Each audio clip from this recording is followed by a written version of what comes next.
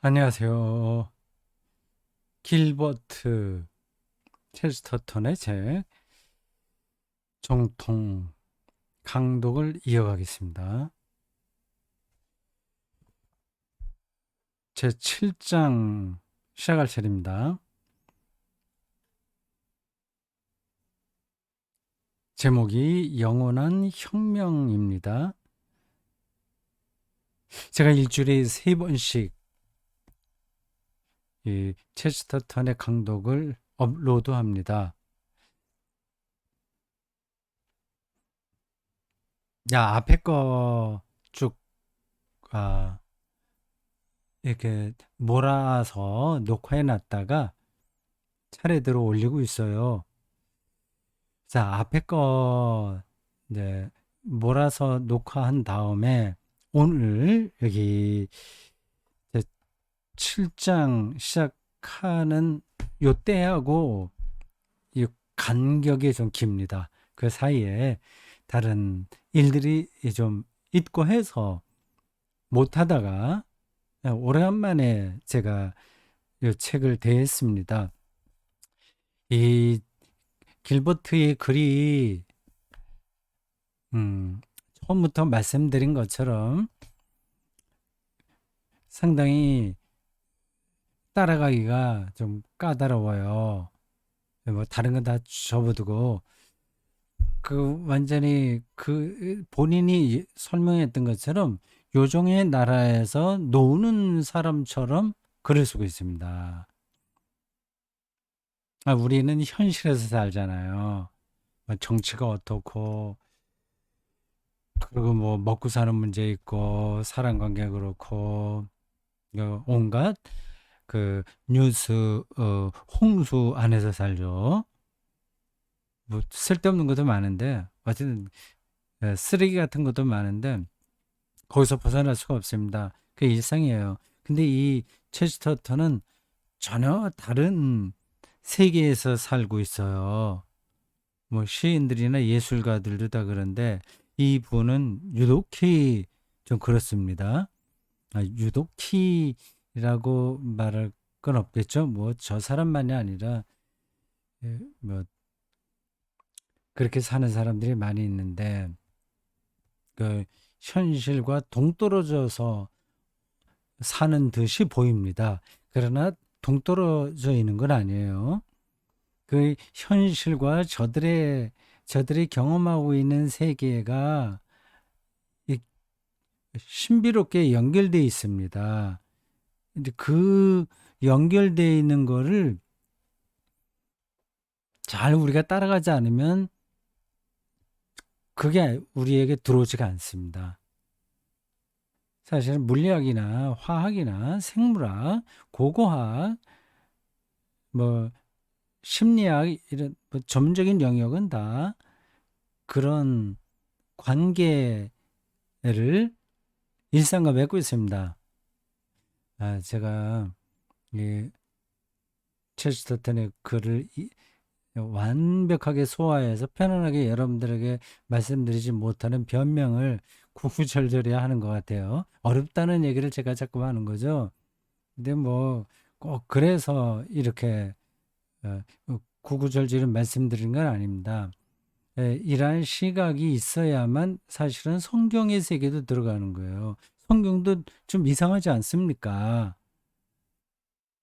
근데 이 체스터턴은 일반 신학자와 다른 방식의 글쓰기를 하기에 그, 그 아주 잡다한 글을 쓰는 사람 아니에요. 여러 장르의 글을 쓰는 사람이에요. 정통적인 글하고는 조금 다릅니다.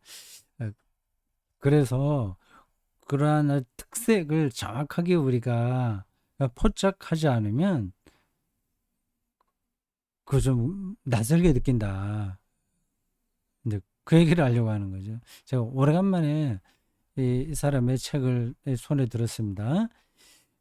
그러니까 여태까지 그동안에 손에 들지 않았을 때 있었던 모든 생각들을 일단 좀 내려놓고 이 사람이 손가락으로 지시하는 세계로 들어가야 되는 거예요. 그게 이제 좀 시간이 좀 필요합니다. 제가 뭐 신학대학, 대학원 이런 데서 뭐 한 학기 동안 학생들하고 이 책을 읽는다면 한 3학점짜리로 해서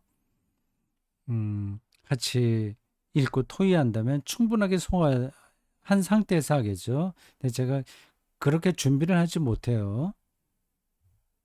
그냥 한 2번 정도 미리 읽고 중요하다고 생각하는 것들을 이렇게 조금 밑줄 치고 그런 정도로 이해를 한 상태에서 강독을 합니다. 네, 신학대학 대학원에서 세미나로 하게 된다면 처음부터 끝까지 모든 것들을 제 머릿속에 넣어 놓고 수업을 진행해야 되겠죠. 거기까지는 가지 못합니다. 이해해 주세요. 지금 우리가 7장으로 들어가야 되는데 굉장히 길어요. 이 대목도요. 예, 차례를 다시 한번 보려고 합니다. 여러분 그 화면에 나와 있죠. 새로운 장을 시작할 때마다 제가 그 서론 차례 한 번씩 짚습니다. 음, 지금 우리가 이 체스터턴의 글의 어느 부분을 따라가고 있는지 그 흐름을 알기 위해서요. 제1장 다른 모든 것을 변화하며 이렇게 되어 있습니다. 이게 무슨 뜻으로 이 제목을 이렇게 정했지? 그게 제가 앞에서 한두 번 이야기했을 거고 그래도 잘 잡히지 않아서 나중에 또 확인해서 더 이야기하겠다고 말씀드렸습니다. 아마 이야기를 했을 것 같은데 그게 또 이제 잊어버린 거예요. 이게 전체 흐름에서 딱 드러나지 않기 때문에 그거를 그 서론 부분을 다 읽고 어느 정도를 얘기했다고 해도 계속 저에게 남는 게 아니니까 제가 이 책만 붙들고 사는 게 아니거든요. 그래서 그것도 지금 다 설명하려고 하니까 정확하진 않아요. 이렇게 생각하시면 될 겁니다. 이분이 이 책에서 얘기하려고 하는 핵심은 사도신경에 대한 겁니다. 사도신경이에요. 사도신경이 기독교 도그마를 다 담고 있는 거 아닙니까? 그리스도인들은 일반 평신도들, 어, 평신도 그리스도인들은 이런 도그마를 잘 알지 못하고 사실 알지 못합니다.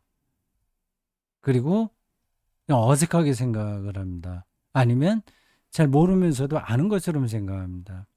그냥 제가 흔히 쓰는 비유로 말하면 구구단을 줄줄줄 외우면서 내가 수학의 개념에 들어갔다 생각하는 것 같은 거거든요. 수의 개념, 이거는 철학입니다. 수의 세계를 찾는 게 수학의 본질이에요. 근데 구구단은 그냥 계산하는 능력인 거죠. 수학은 계산하는 게 아닙니다. 그건 산수라고 그래요. 계산하는 거는. 그렇게 표현하면 맞을까요? 뭐 우리가 예수 믿고 구원받는다. 우리가 의롭다함을 받았다. 예수께서 재림하신다. 하나님께서 무에서 세상을 창조하셨다. 뭐 교회의 4가지 속성은 뭐 탄리성, 뭐 사도성 등등등 몇 가지다. 뭐 그런 교리들이지 않습니까? 사실 그런 교리들을 공부하는 기회도 일반 그리스도인들에게는 흔치 않습니다. 그냥 신앙의 기술자로 떨어져요. 이건 뭐 제가 여러 번 얘기하는 건데 또 오늘 얘기하게 되네요. 지나가겠습니다. 그 체스터턴의 글은 사도신경에 대한 자기 방식의 주석 혹은 해석이다. 이렇게 생각하시면 됩니다. 근데 신학자들이 하는 방식과는 굉장히 달라요. 그래서 저에게도 낯섭니다.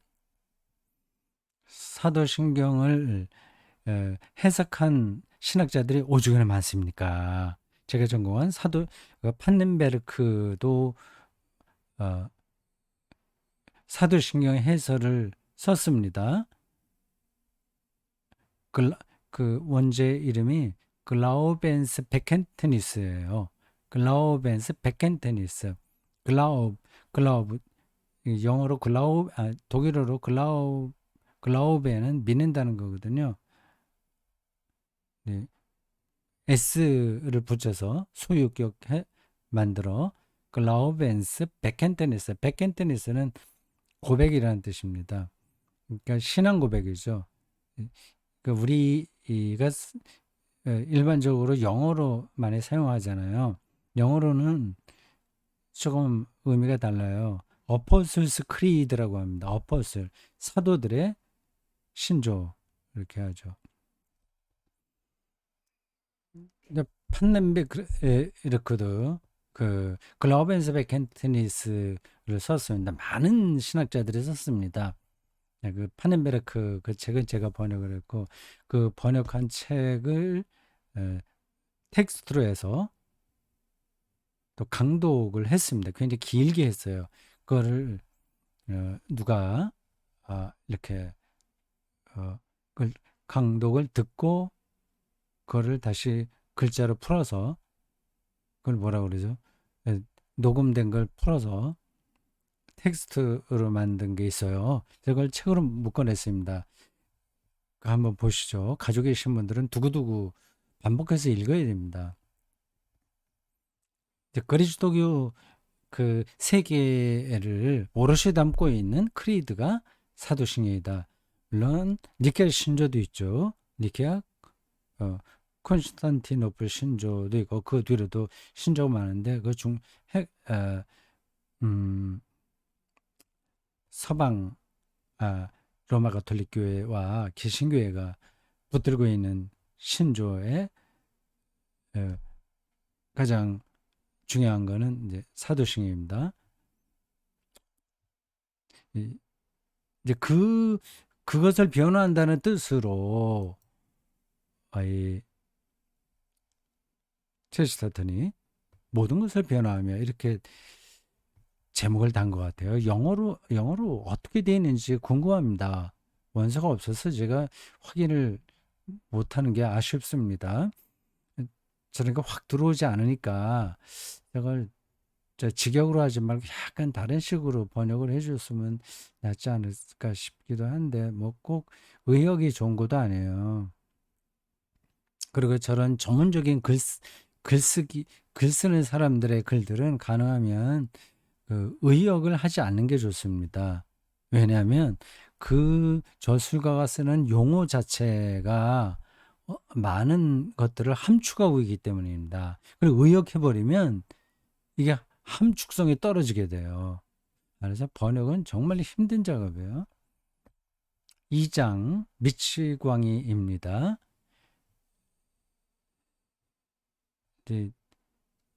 인상 깊었던 대목입니다.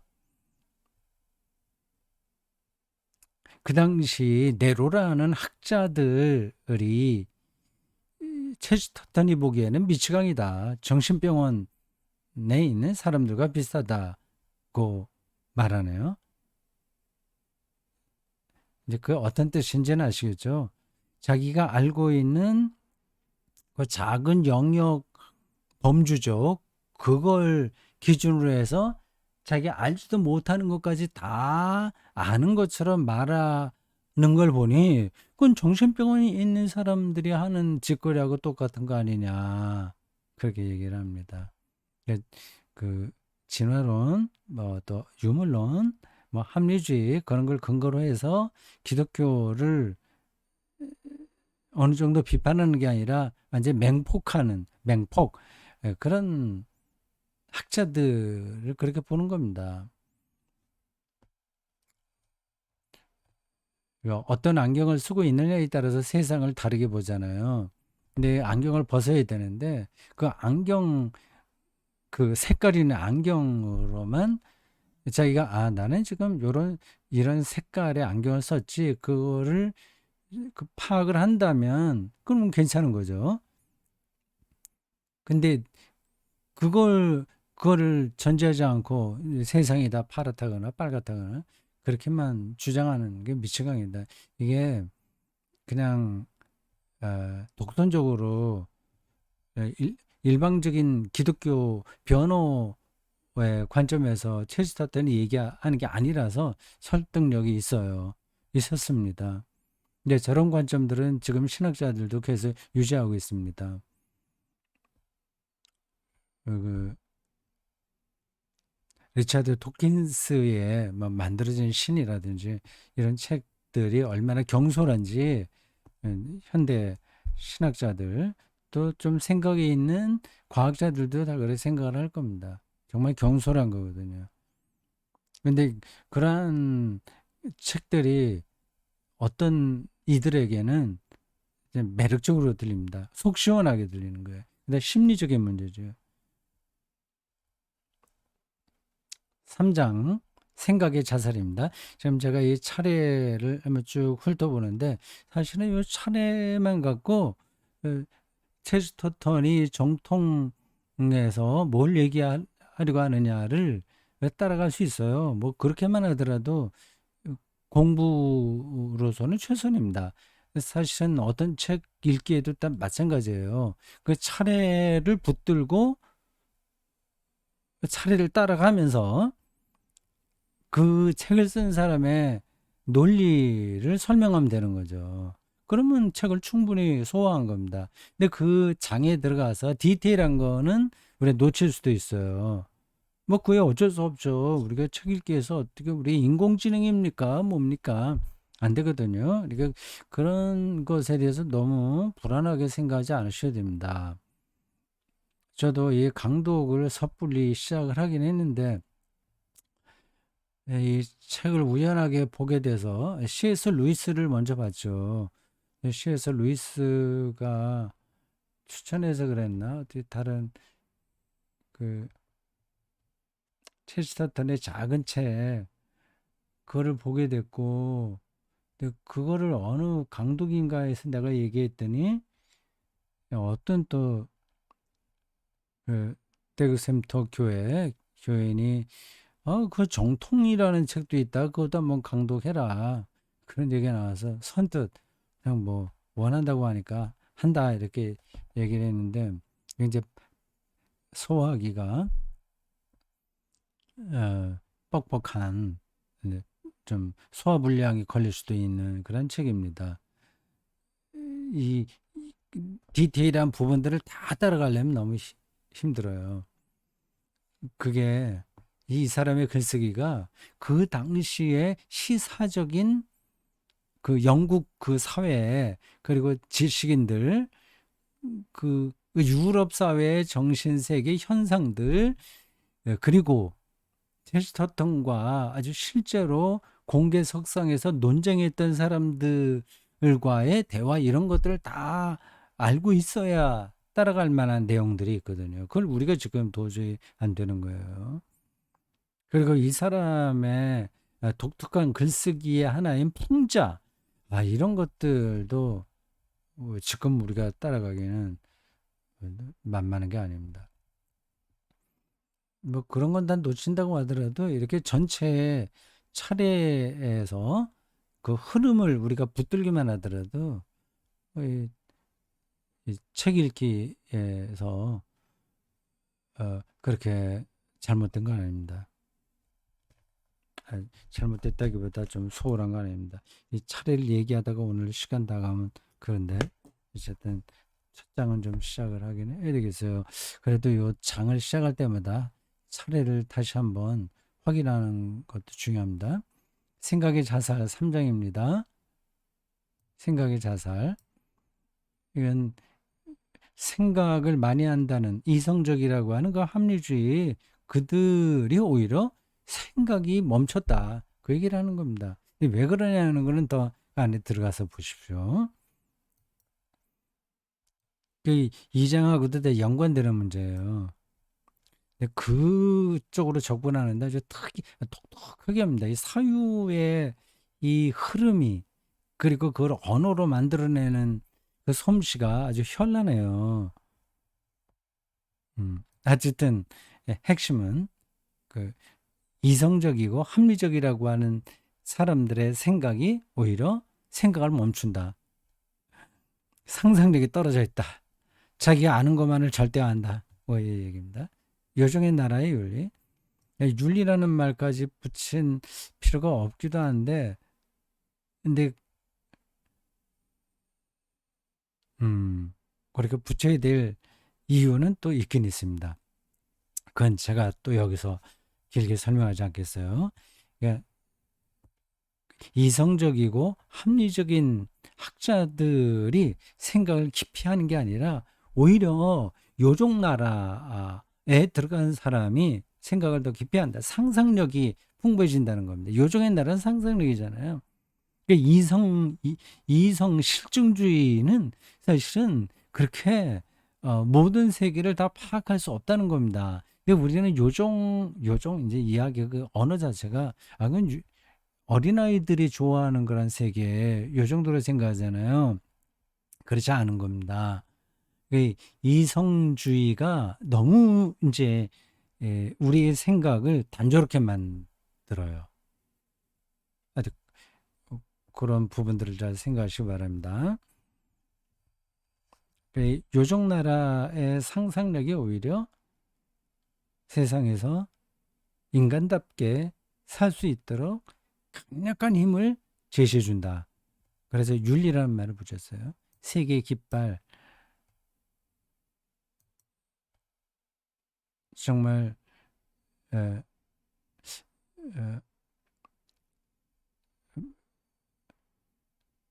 새로운 세계를 찾아서 깃발을 꽂는다는 말이에요. 깃발. 뭐에 기준이 있어야 된다는 겁니다. 깃발. 전쟁 때도 옛날에는 다 깃발 들고 군기를 가지고 가잖아요.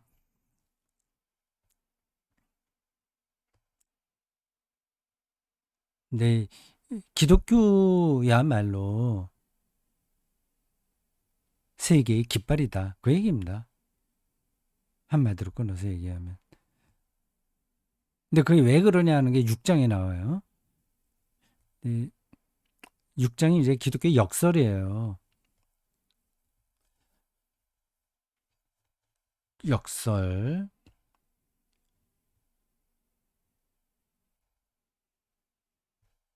그, 그 이성주의, 합리주의, 유물론, 어, 진화론 그런 것들이 다 틀렸다는 뜻이 아닙니다. 그건 세계를 이해하는 한 영역이거든요. 한 범주거든요. 예? 범주요. 저 사람이 이성적이야. 그럼 이성적인 것만 갖고 그 사람을 판단할 수 없잖아요. 감성적인 것도 있잖아요. 감성적인 거나 의지적인 부분도 있고 총체적인 거 아닙니까? 그러니까 그 한 부분만 갖고 세계를 결정해 버리는 사람들이 그 당시에 현대 에, 그 지식인들의 모습이었다는 겁니다. 근데 굉장히 합리적이죠, 그들은. 그러나 기독교는 역설적이다. 역설적인 방식으로 세계를 다르게 만든다고 하는 겁니다. 뭐 기억하시겠죠? 어떤 외계인이 지구에 온다면 오른 눈이 있어요, 왼 눈이 있다. 이 좌우 대칭으로 딱 인간을 볼 때 그렇게 보이잖아요. 다 그렇습니다. 좌우가 이렇게 균형을 맞춰 있어요. 그런 심장을 봤으니까 왼쪽에 오른쪽에도 있겠거니 생각을 했는데 오른쪽에 없어요. 이제 이런 게 이제 역설입니다. 기독교가 바로 그와 같다고 하는 거죠.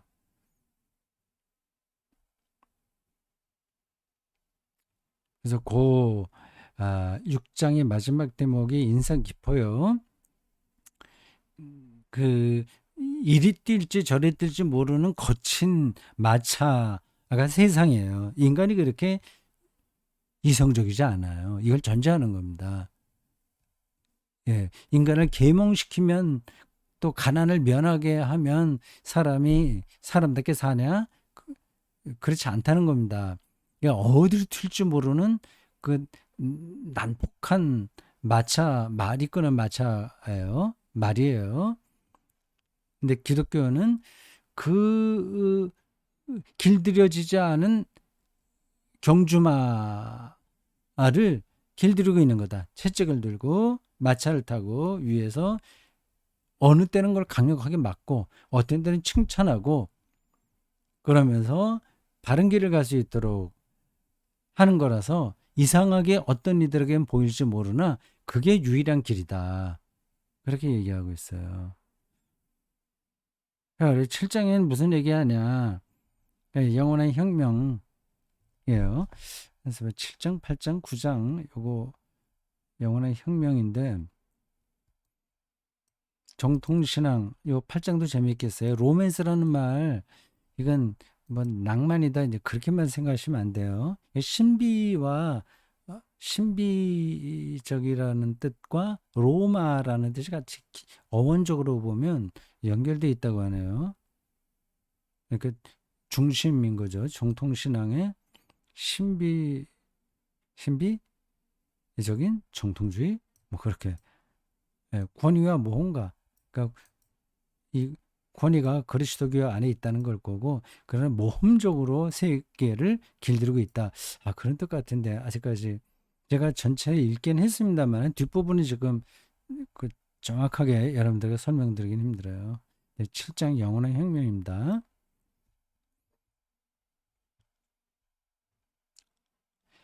자, 요거 이제 들어가도 되겠죠? 캡처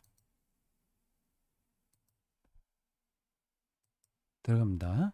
영원한 혁명 7장입니다. 잠깐 보여드릴까요?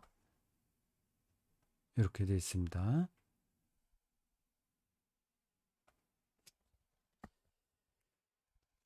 상당히 깁니다. 238쪽부터 270쪽까지 되어 있습니다.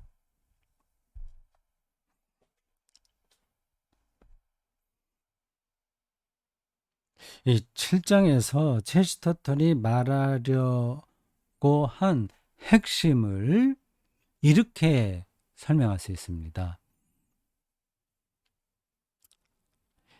이 세상을 계속해서 혁명적으로 개혁해 나갈 수 있는 힘은 기독교에만 있다고 하는 겁니다.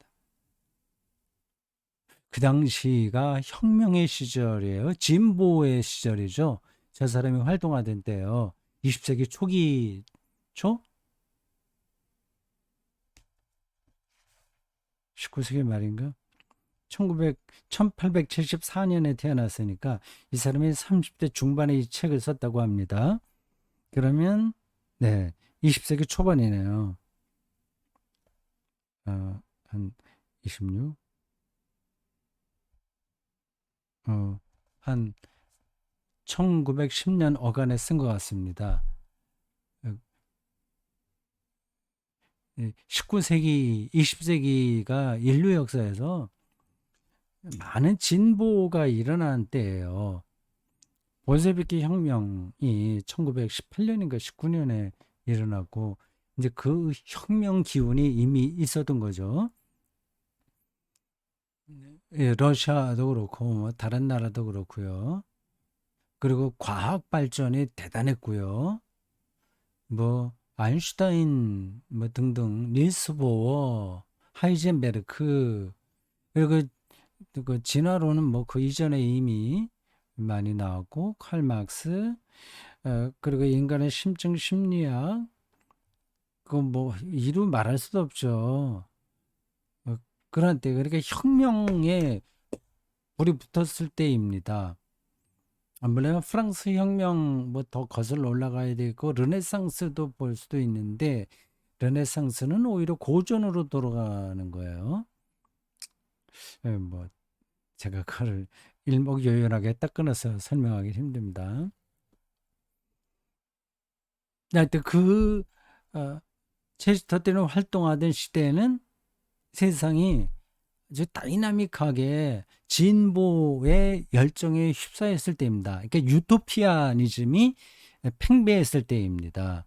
정말 세상을 누가 혁명하겠냐. 그걸 지금 얘기하려고 하는 겁니다. 그래 영원한 혁명이라고 그랬어요.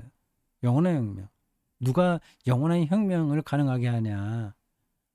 막시즘이 아니야. 그건 뭐 프롤레타리아 혁명이 일어나서 그들의 해방이 되면 유토피아 온다는 거 아니에요. 무산자 계급이 세상을 그 다스리게 되면 이 세상이 천국처럼 변한다는 그 역사 이데올로기 아닙니까? 근데 그게 아니라고 하는 거죠. 그럼 불가 안 되는 겁니다. 그 뒤에 이제 나오겠지만 기독교 신앙의 바탕이기도 한 건데 부자만 부패한 게 아니라 가난한 사람도 부패했어요. 물론 예수님께서 가난한 자가 복이 있다고 얘기했으나 그건 또 다른 차원의 문제예요. 그러니까 가난 문제가 해결되면 그런 사람들이 서로 싸우지 않고 착하게 사냐? 전혀 그렇지 않습니다. 그러니까 그 당시 그, 그 혁명주의, 뭐 진보 사관, 뭐 그런데 그러니까 이성적이고 계몽적이고 합리적이고 물질 유물론적인 방식으로 이 세상을 완전히 새롭게 바꿀 수 있다는 생각에 떨어진 사람들 향해서 꿈 깨라 그 얘기하는 거죠.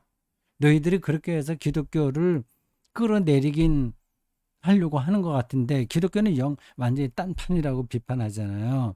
그럼 뭐 그 분위기는 지금까지 오는데 그 아직 번지수가 잘못됐다는 얘기입니다.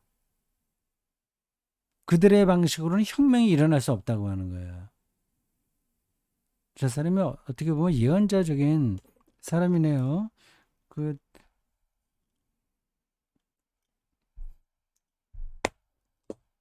공산주의 혁명 사상에 실패했잖아요. 그러니까 그게 이데올로기만 갖고 되는 게 아닙니다. 인간을 봐야 되거든요. 인간은 그렇게 새로운 세계가 오면 만족해서 그 안에서 어, 평화와 안식을 꾸준하게 유지하면서 살지를 못합니다.